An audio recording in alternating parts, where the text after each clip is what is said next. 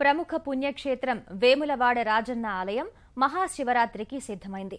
ఉత్సవాలకు అధికారులు ప్రత్యేక ఏర్పాట్లు చేశారు. కోరిన కోర్కెలు తీర్చే స్వామిగా పేరుగాంచిన ఆది దేవుడి ఆలయానికి భారీగా భక్తులు తరలివస్తారని అంచనా వేస్తున్న అధికారులు అందుకు అనుగుణంగా వసతులు కల్పించారు.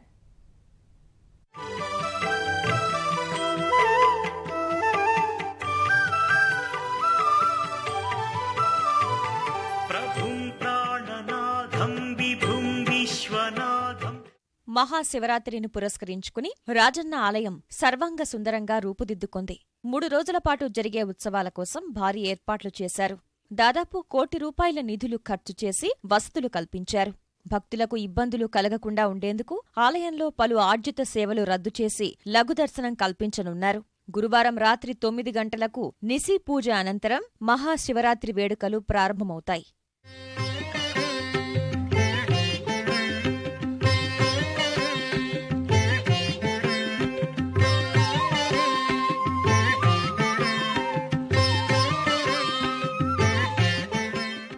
మహాశివరాత్రి పర్వదినం పురస్కరించుకుని శివదీక్ష తీసుకున్న భక్తులు భారీగా వేములవాడకొస్తారు.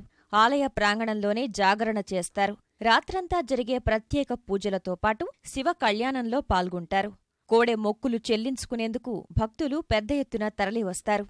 కోడె సమర్పణ అనగా ధర్మదేవత సమర్పణ.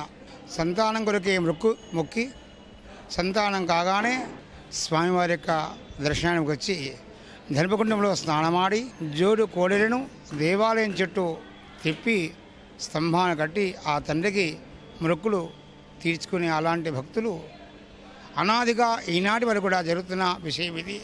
సంతానం కొరకే కాకుండా ఎన్నో రకరకాల కోరికలు నెరవేర్చుకొని ఈ కోడి సమర్పణ చేస్తూ స్వామివారికి అనుగ్రహాన్ని పొందుతున్న ఈ భక్తులు ధనులై పుణ్యాతులై స్వామివారికి అనుగ్రహాన్ని పొందుతున్నారు.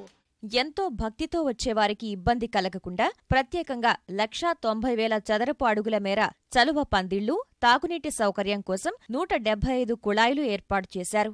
కోడె మొక్కుబడితో పాటు శీఘ్ర, ఉచిత దర్శనాల కోసం ప్రత్యేక క్యూలైన్లు ఏర్పాటు చేశారు. సర్వదర్శనం, సుప్రభాతం, అనువంశిక అర్చకుల దర్శనం ఉంటుంది. రాష్ట్ర ప్రభుత్వం పట్టు వస్త్రాల సమర్పణ, శివదీక్ష మాలాధారులకు దర్శనం, మహాలింగార్చన, మహాన్యాసపూర్వక ఏకాదశ రుద్రాభిషేకం జరుగుతుంది. ఈశ్వరుణ్ణి ఉపాసించే విధానాలు 3గా ఉంటాయి. 1 నిరాకారం, 2 సాకారం, 3వది లింగాకారం. అటువంటి 3 ఉపాసనలు కేవలం పరమేశ్వరునికి మాత్రమే ఉంటాయి. అటువంటి పరమేశ్వరుడు లింగోద్భవుడై ఉద్భవించినటువంటి రోజే మహాశివరాత్రి. ఆ మహాశివరాత్రి ఎప్పుడు వస్తుంది అంటే మాఘమాసంలో కృష్ణపక్షంలో చతుర్దశి ఏ రోజు అర్ధరాత్రి వ్యాప్తమై ఉంటుందో అదే శివరాత్రి. ఆ రోజు ఎవరైతే భక్తి శ్రద్ధలతోటి చక్కగా స్వామిని నిరంతరం ఆ రోజంతా కూడా సేవించుకుంటూ ఉంటారో, జాగారం చేస్తారో, ఉపవసిస్తారో వాళ్ళందరికీ ఆ శివ సాయుధ్యం, ఈశ్వరుని యొక్క కృప తప్పకుండా కలుగుతుంది. దూర ప్రాంతాల నుంచి వచ్చే భక్తుల కోసం ప్రత్యేకంగా బస్సు సౌకర్యం కల్పించడంతో పాటు నగర సుందరీకరణకు ప్రత్యేకంగా చర్యలు తీసుకున్నారు. మన తెలంగాణ నలుమూలల నుంచి కూడా ఇక్కడికి చాలామంది భక్తులు వచ్చే అవకాశాలున్నాయి. మరి వారందరికీ కూడా ప్రయాణ సౌకర్యాలు కల్పించడానికి తప్పకుండా అన్ని ప్రాంతాల నుంచి స్పెషల్ బస్సు సౌకర్యం కూడా కల్పిస్తాం. అదేవిధంగా గ్రామం లోపల మరి టెంపుల్ సముదాయం ఉన్న ప్రాంతం లోపల వెహికల్స్ మూవ్మెంట్ చాలా ఇబ్బందిగా ఉంటుంది. చాలా ప్రజలు కూడా మరి బయటనే బస్సులు ఆగి లోపలికి వచ్చి మరి ప్రయాణం చేసే అవసరం ఉంటుంది. కనుక ఫ్రీ బస్ సర్వీసెస్ ఆ రోజు మినీ బస్సులు దాదాపుగా 5 మినీ బస్సులు ఇక్కడికి పంపుతున్నాం. హైదరాబాద్ నుంచి దగ్గర ఉన్న ప్రాంతాలు కానీ మిగతా ప్రాంతాల నుంచి కూడా అన్ని స్పెషల్ బస్సులు కూడా వేయడం జరుగుతుంది.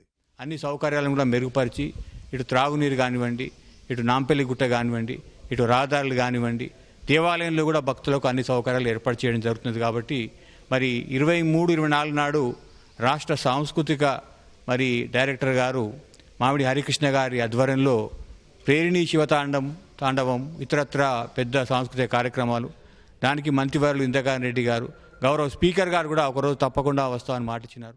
భక్తుల సౌకర్యార్థం ప్రథమ చికిత్సా కేంద్రాలు ఏర్పాటు చేశారు. రాష్ట్ర సంస్కృతి సంప్రదాయాలకు అద్దం పట్టేలా వివిధ కార్యక్రమాలను నిర్వహించనున్నారు.